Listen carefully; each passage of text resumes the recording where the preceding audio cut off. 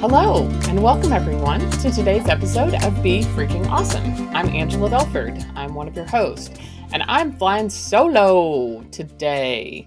Sami Kennison is, unlike Angela Belford normally is, she is off gallivanting. She is actually doing a exploration of the continent of Europe.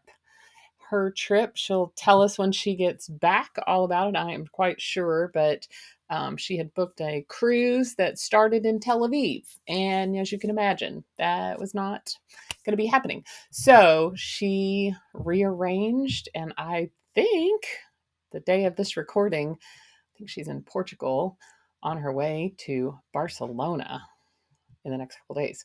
So that means that Angela and Barry are having a week and a half of Lala and G time.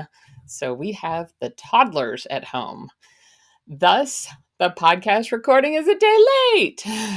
Anyway, no, we normally try to get these done in advance, and things happen, and trying to get ready for a big trip, we just ran out of time. So we have been spending this fall working through the book Traveling Light. If you haven't gotten a copy, remember, you love me. I'm just kidding. I promised I would never use that. Let's be real. I was raised in the South, so we have perfected guilt trips. So, Christmas is coming. It's a great opportunity. The subtitle, of course, is Free Yourself from the Crap in Your Head. And it does say that it's a guide for people who were told quit crying or give you something to cry about. So it could be a fun gift to get for your mom if she told you to quit crying or give you something to cry about. Nobody knows what to buy their dad. This is a great option. You'll notice that in the beginning part, there are 2 endorsements. I don't know if you guys have ever noticed this, but there are 3 endorsements, but 2 of them are from males. Jonathan Janacek and Anthony Bomarito, who was on the podcast last November. So remember how much fun he was. He was our film executive or film producer. He probably wouldn't call himself an executive, but anyway, he's a creator. And he read it and he said the most lovely things. I tried to pre-write his endorsement for him using ChatGPT. But I'm just kidding. I didn't. I was just giving him some examples. So anyway, if you don't think you think it's only for women, you are wrong, because 2 of the 3 endorsements are from men. So we are working our way through the book, and I think most of the time I forget to do like the really purposeful sale. And that would really be a disadvantage to not from time to time do a purposeful sale, because honest to goodness, my first book, it's good. It's so good that you can go to angelabelford.com and you can download a copy for free. Just give me your email address and I will give you a copy. This book will change your life. Not even playing with you. It is really legitimately good. So that's why we're going through it, is to give you kind of a taste. For those of you that are waiting for the Audible version, soon. I have finished recording and it will be ready soon. We will absolutely let you know. But this portion that we are going to embark on, I say I'm going to fly solo for the next 3 episodes, because I am working through the portion that is the core beliefs. And so in the book, I introduce the idea of the core beliefs in chapter 4 in the negative form. So I'm not lovable, I'm not worthy, and I'm not valuable. Those are the 3 we're going to work on today. But in this episode format, we're actually going to address them in the negative chapter 4 version and the positive chapter 7 version. In the positive, I am lovable, I am worthy, I am valuable. So let's dive in first. Well, no, part of the reason why we also are doing this, I do not suffer from ADD, y'all. I love every minute of it, and I hope you do too. If you're a regular listener of the podcast, you probably do as well.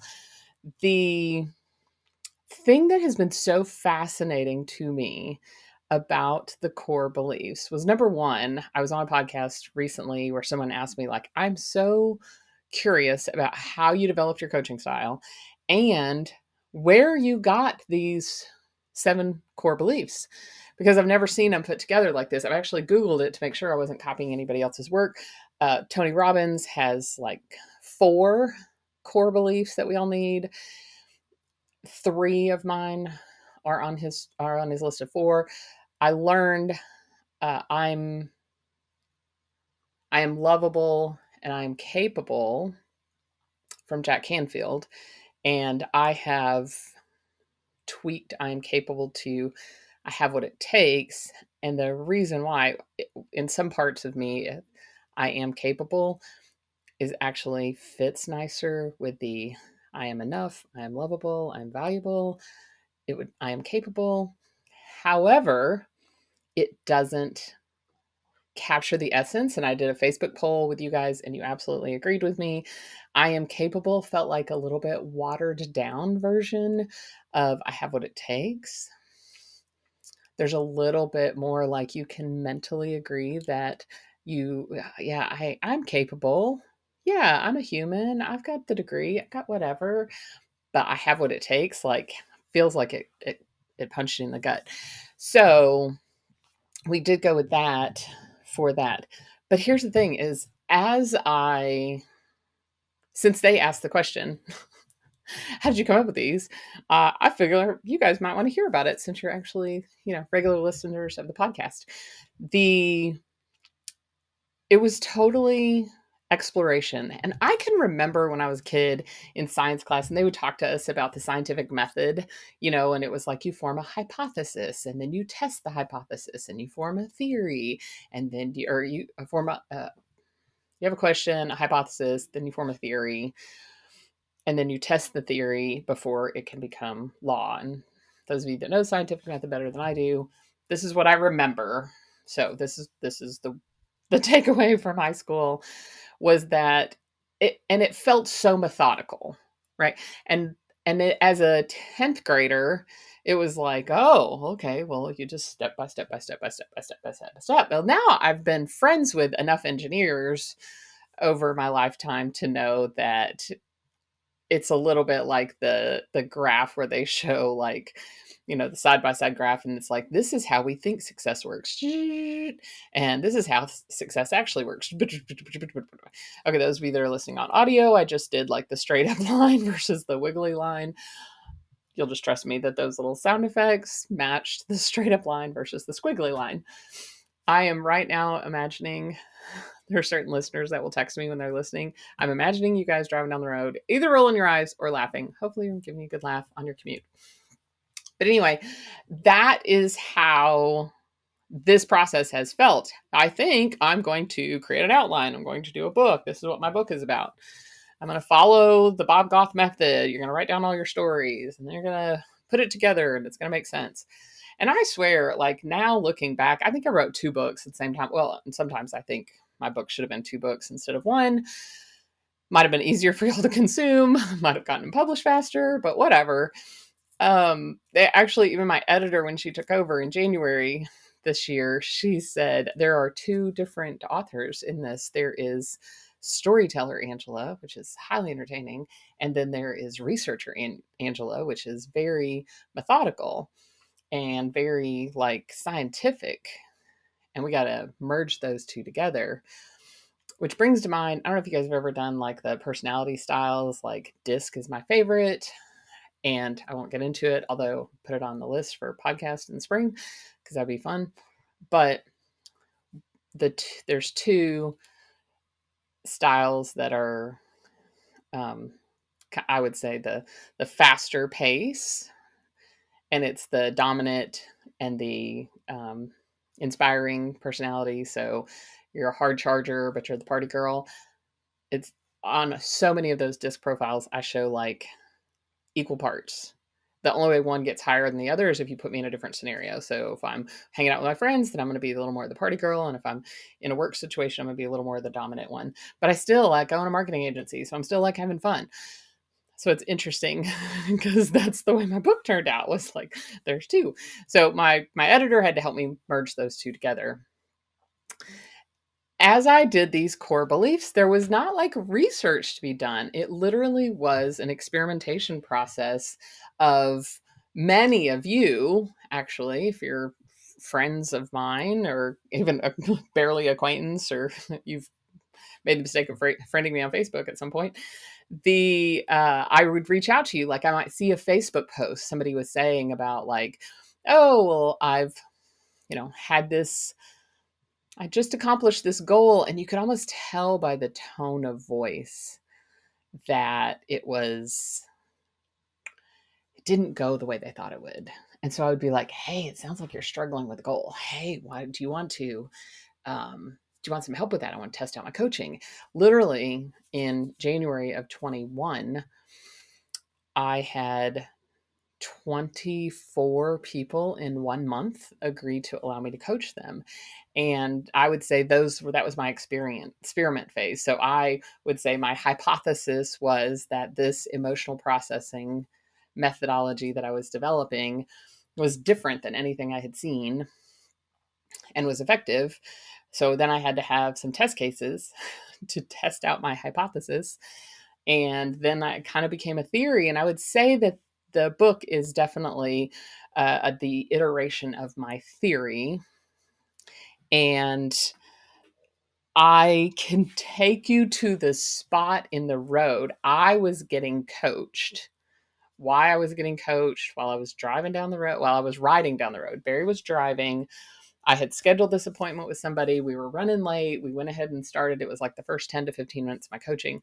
And when they helped me identify I am worthy, that was the belief that I was struggling with, I was like super excited because basically these core beliefs were just me recording what came out of all of those coaching sessions and all of that testing that I had done. Was these were the 7 beliefs. And I promise you, man, when you have 7 of anything, especially if you're a public speaker, nobody's keeping up with 7 things. I couldn't keep track of 7 things. I tried so hard. I tried so hard to combine these.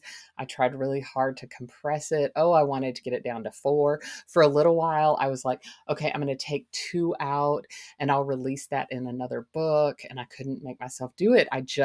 It was 7 was the right number. There's some people that say 7's the perfect number. My favorite number is 9. Anyway, the deal is this is what it came out. So that was fascinating because I wrote the book and I 7 and I expounded on each one of these. When I was editing the book, I realized that there were certain ones that just seemed so obvious that I hadn't expounded on. So I actually, in the edit process, ended up having to write a little bit more. Well, so I get the book ready to publish, and then I get ready to start teaching the material. And so I decide to teach this material in a kind of a masterclass format of these core beliefs, which, by the way, I'm teaching again at the end of November. If you download my book, Be Freaking Awesome, on angelabelford.com or on freakingawesome.com, either place, you can download the book and you will be notified the masterclass that's coming at the end of November.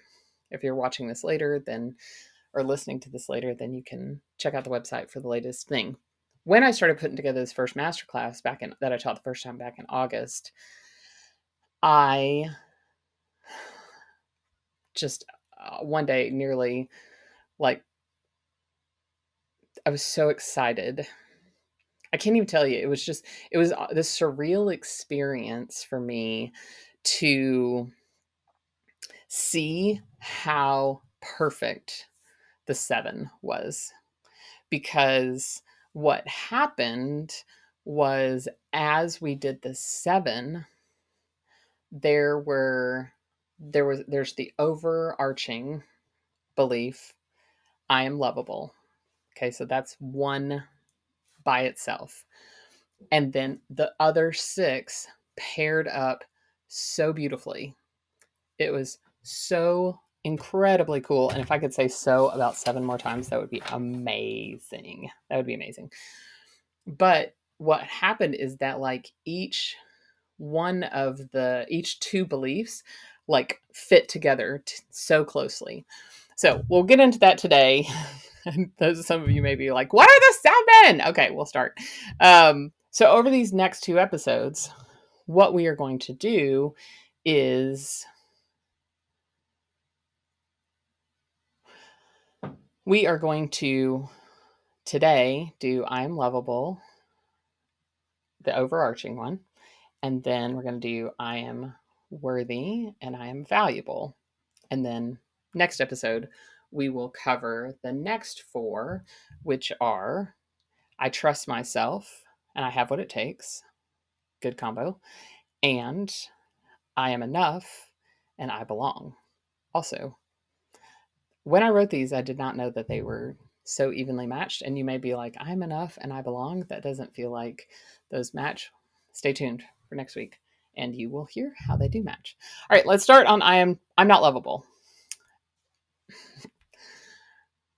No one wants to admit they think this. I think when I get people to the, when I'm doing the assessment, so I share this in the book that one of the ways that I do this is I do an assessment. Interestingly, that part of the process didn't come for probably 8 to 10 months into the process because I didn't identify these beliefs until probably I identified the seventh belief probably 3 to 4 months into the process. And then it took me a little while. And I finally was like, I want to be able to measure progress. I'm a left brain person. I love spreadsheets. And so when I figured out to do the assessment, basically what I do is I ask people, okay, think of the thing that you're trying to accomplish, the thing that you want to do. And on a scale of 1 to 10, how true is it? I am lovable. How true is it? I am enough. When it comes to this thing you want to be, I want to be a published author. How true is it? I trust myself. Maybe at the end of tomorrow's episode or next week's episode, I'll walk this through so you guys can do this assessment. So we do through the what you're working toward, and then we do the assessment based on something that you're very, very, very, very confident in. And typically it's a role you play. So it's typically not going to be like being a good friend. Might work. Sami's theory is that this assessment is going to keep evolving, which I'm sure it will, to be like in general, how true is it? I'm lovable. I find that it's just so nebulous that I have a hard time people narrowing that down, but we'll keep seeing. Anyway, so then you go through and you do the assessment. I'm lovable, have what it takes, I belong. And we compare the results, right? So if you do I am lovable when it comes to being a published author, and I usually will amp people up like, now you're going to speak about your book. Now you're going to market your book. I am lovable on a scale of 1 to 10, 10 being totally true. How true is it that I'm lovable? And people will be like 6 or 4, and then when I say, okay, let's think about an area of confidence, then how true is it I'm lovable? Like, okay, being a good mom. Oh, I'm lovable. 10 or 8. It's so interesting because even that gives me a lot of information. If somebody is unwilling to rate themselves as a 10, even in an area of confidence, then it's a weird question to say I am lovable. In the book, I kind of talk about what is each, like, what's the definition of love, right? And so lovable, some synonyms are precious and endearing. Lovable's definition is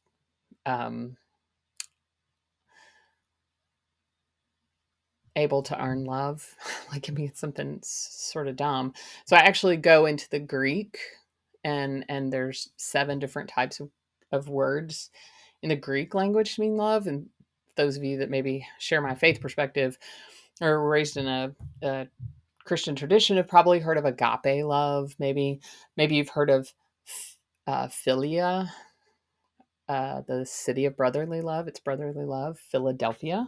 That's where we get city of brotherly love. So the one that I want to talk about, though, is philotia, and it is self-love. It's how a person views themselves and how they feel about their own body.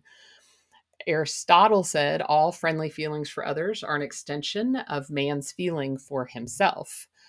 And then Jesus said, love your neighbor as yourself. And so I think there's some reluctance to admit that we don't feel lovable, and there's more reluctance to think about loving yourself. It feels selfish. It feels like you are um,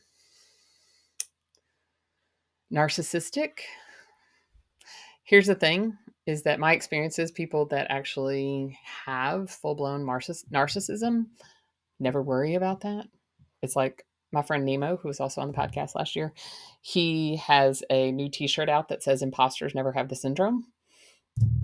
It's sort of the same idea. So if you worry that loving yourself too much will make you narcissist, don't worry about it. Because by definition, you don't have that. So I'm not lovable. There's lots of ways that this can get planted in our brain. And remember, my theory is that things happen to us as kids that if it happened to us as an adult, we would be able to rationalize it. We would be able to understand it. We would be able to make sense of it in such a way that it might not have a negative impact on us. I say might not because the I'm not lovable, I certainly think there are some situations as adults that can really send us that message. And if our self-esteem is already beat up and we already don't have a lot of self-love, then it could definitely send us that message. Here's the interesting thing is that when you have a very strong and healthy self-love, then when someone else treats you in a way that is not loving, you don't make that mean that you're not lovable. You actually make that mean you will come to the conclusion, the way your brain will make sense of it, however you want to think about it, you will likely think, wonder what's up with them. Give you a great example. This happened to me many years ago at church. A friend of mine from small group saw me while we were picking up kids and was like, I don't know what was going on with her, but this is an example of somebody making it about them and not about the person that was having the interaction. But she, I don't remember her even saying anything to me. I'm sure, hey, how's it going? And right after that, she ran into another girl from our small group and she goes, I think Angela's mad at me. And the other person in the small group goes, her grandma died for this week. And she was like, oh my gosh, I had no idea. But her first reaction was, I think Angela's mad at me. And it was like, and later we laughed about how we all make it about ourselves, but really it's not about us. It had nothing to do with her. And so I don't know I don't know her story. I didn't know this stuff back then, but I'm just saying, like, when somebody treats us in a way that's not loving, we don't make it mean. We don't translate that to mean that we're not lovable. So I think the key to success in anything you do, if you want to work on one thing and one thing only from this book, it is to cultivate self-love. And the reason I believe that is because I think that cultivating self-love will give you the resilience that you need. It's kind of like they say you got to develop courage, because courage will give you the character trait you need to execute the rest of the character traits, and it will help you develop the other skills that you need. Self-love is that way for me. Like, if you can develop self-love, then it will make everything else easier. Everything else easier. Because now that I've developed self-love, then when my husband does things that I don't perceive as loving, I don't make it about me. I'm sure I'm a human. Sometimes I do, because I still get tired sometimes. I'm not saying I'm perfect, but the vast majority of the time I'm like, whoa, what's up? That's weird. And for him, it's very out of character for him to not treat me loving. So I don't go there instantly. And then even if I go there instantly, then that's an indicator for me, like, whoa, you haven't been doing that. What's up with you? Right. So then now I can interpret those little warning bells that go off in my brain so differently. I can tell you that I've now been able to say, hey, did you mean to say that in that way? Oh my gosh, that is not at all. Some of the times I literally didn't hear him. Like, there was a noise and I missed a word in his sentence and it literally was not what he was saying. Sometimes he just misspoke. He was thinking and his brain kind of going a little fast and he just misspoke. And instead of me getting activated, then I'm able to be like, is everything okay? Which I can remember, like I'm telling you, like 15 years ago, somebody would give me this advice. I would have been like, this is garbage. Because, well, I mean, if you read my first book, you know that I used to really dislike the idea that no one else can make you feel anything. But it is very true. It's very true. Okay. So I am lovable. Come to the masterclass, a lot more in depth. We're going to get on that. Okay, next two beliefs. We're going to kind of work them side by side because I find that if you work them side by side, which is different than even I think how it got published in the book, I think they're just in this random order. I tried to get the order correct between 4 and 7, but from what I'm understanding, the way people are reading this book, there's a lot of chewing and digesting between chapter 4 and 7. Even that, I kind of want to give you guys a little bit of a like insider behind the scenes, like let's look behind the curtain on why I did that, on why didn't you just go 4 or 5, like the negative belief and the positive belief. And the reason why I didn't do that is because after I identified the beliefs, the negative beliefs in chapter 4, then the next thing I wanted you to do is I wanted you to actually understand what was happening with you. Like I wanted you to kind of go like, here's what emotions are. Let me give you some coping skills because you're going to need these, breathing and noticing your what's happening in your body, and you're going to need some yoga, and you're going to need a lot of things if you start trying to complete some cycles, which we do in chapter 6. And so I wanted to fill your toolbox in chapter 5. And then in chapter 6, I wanted to show you this is how you clear out those negative beliefs. And if I put them back to back, 4 was negative beliefs, 5 is positive beliefs, all of you would do what I had done for years and years and years as a positive thinking evangelist. And you would have probably said, oh, I just need to think different. I need to believe that I am enough.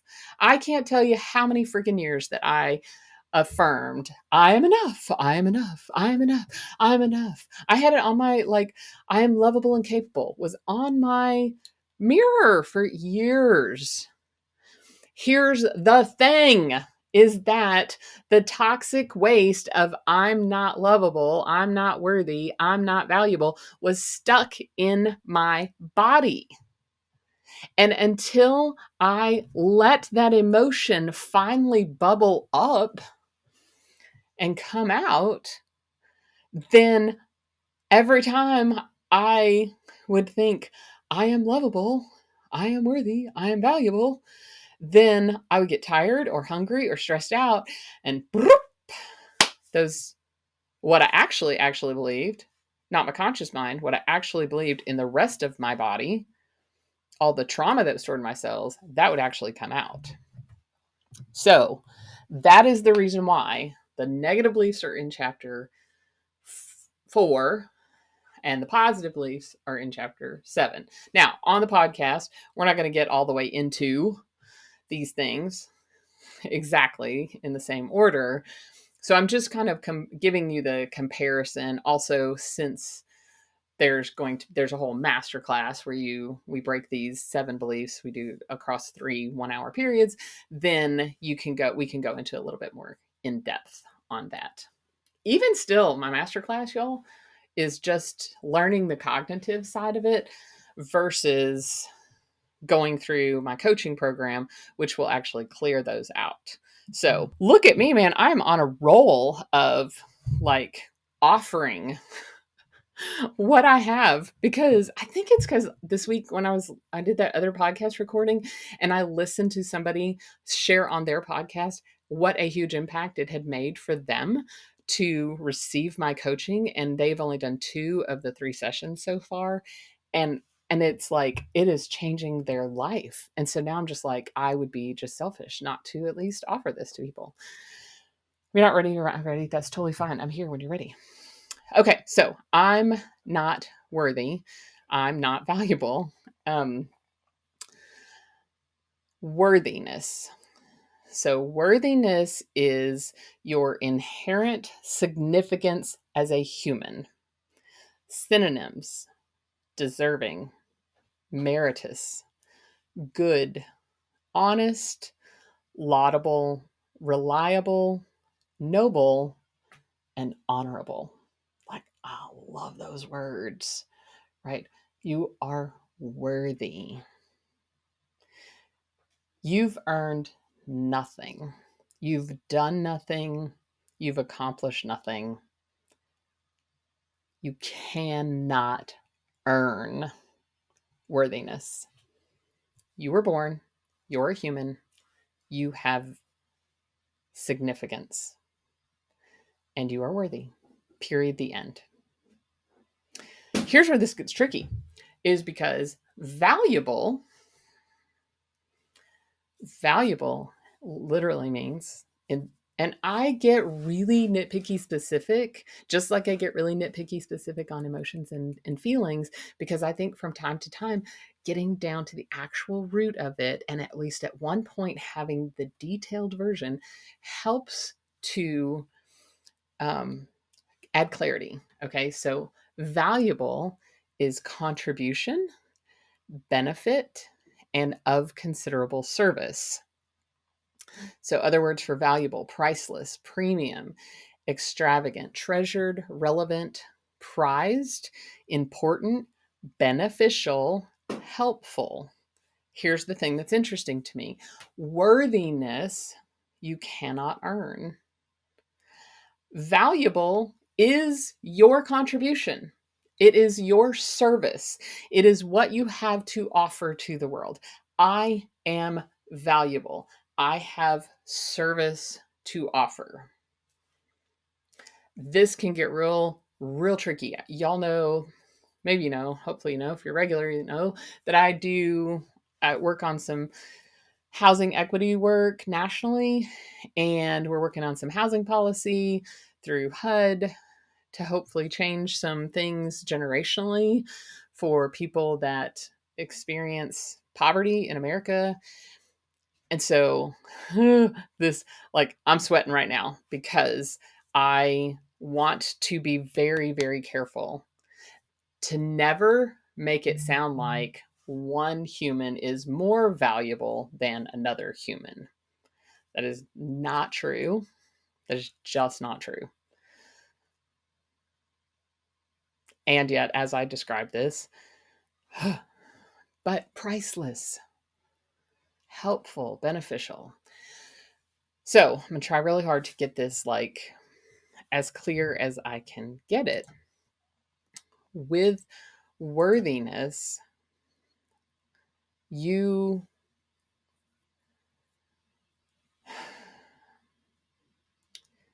accept and appreciate your self-worth, you accept and appreciate who you are, and you don't constantly need to be earning it. With being valuable, everyone has value, and everyone, maybe that's the thing, is this is valuable. Everyone's contribution to the world is different. You know, there are people whose contribution to the world is to bring joy and to bring laughter. If you think about children, and there's other times that we need to feel that are valuable, to be able to acknowledge our own strengths we need to understand that we are valuable to be able to pursue our dreams. And when you embrace the belief, I am valuable, regardless of checking account balance, regardless of anything that you do, then you have the opportunity to be of service and to add contribution. And so I think about some of the people that may be elderly, may have a hard time struggling with, I am valuable. And I would tell you that I have a sweet 80-year-old aunt who texts me every day, has texted me every day for the last 2.5 years, and says, "Good morning, I love you." It makes my day. Like one morning, it was like 9:30, 10 o'clock, and she hadn't texted me. And I was like, checked on her. Are you okay? Is everything okay? I can tell you guys after 2.5 years, if we're doing this is the same aunt that like we went through a very long, long season where I might not talk to her once a year, once every couple of years. I mean, I would try to talk to her once a year. She raised me, it's the aunt and uncle that I lived with in Ohio. I remember there were years I would text her and I would say, "It's my birthday. I thought you'd want to wish me a happy birthday." So bad because I just missed her 80th birthday a few weeks ago. Happy birthday, Aunt Mary. Um, I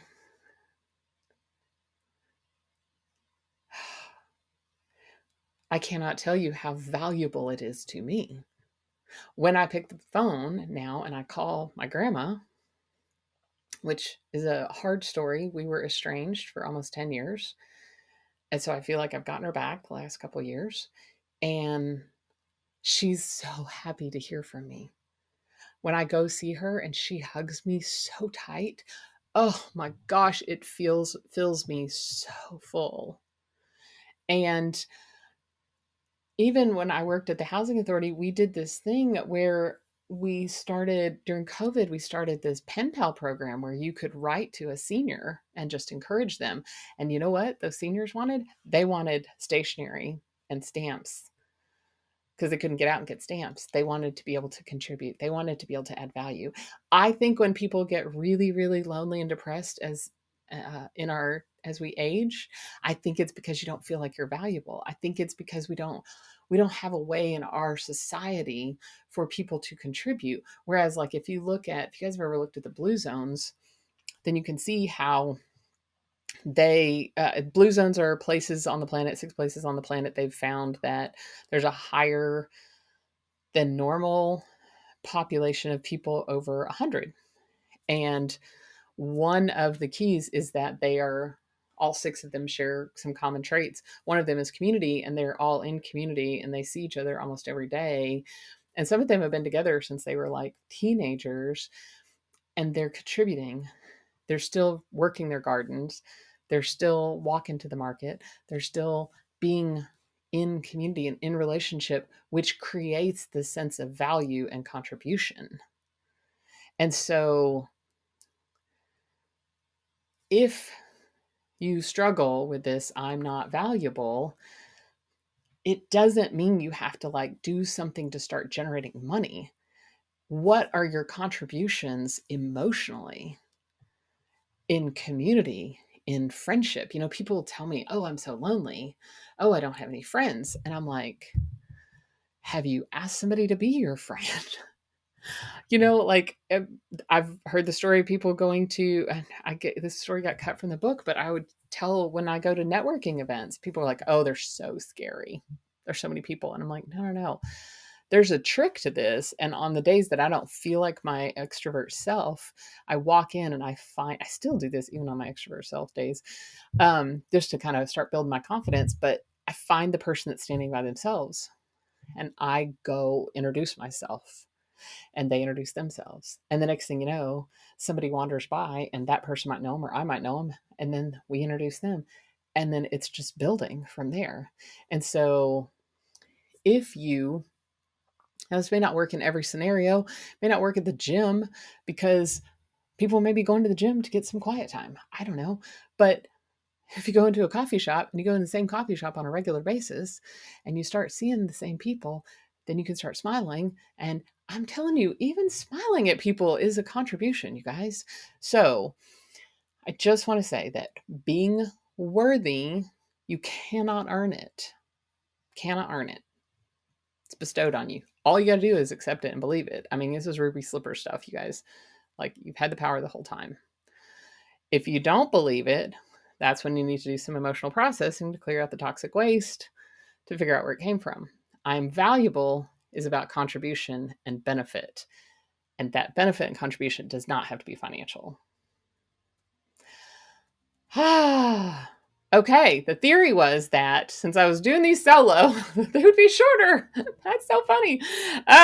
Because the idea is that you would be talking to yourself. So people would be like, why would you talk to yourself? But I do so many of these webinars and I do so many things where I'm standing here talking to another person. So I'm just imagining. I'm imagining my cousin Vicky, imagining my friend. Anyway, one of my friends. Just different people that are standing on the other side of the podcast, Mike, and I'm just imagining them talking to them. So thanks for listening, you guys. Coming up next week, we are going to do I'm have what it takes. I trust myself. I belong and I'm enough. In case y'all wonder, like, I have this right here. I literally print this off. I should put this. I'm going to do that. I'm going to put this on the download for the podcast, that you can download this graphic. I actually have it in two forms. I have it here, and then I also have it as background on my phone so that I can remember what the 7 core beliefs are. 'Cause even though they're all matched up perfectly, I've been trying to come up with a new graphic that looks like them all dimensionally, but whatever. We'll figure it out. Until next week, please go be freaking awesome.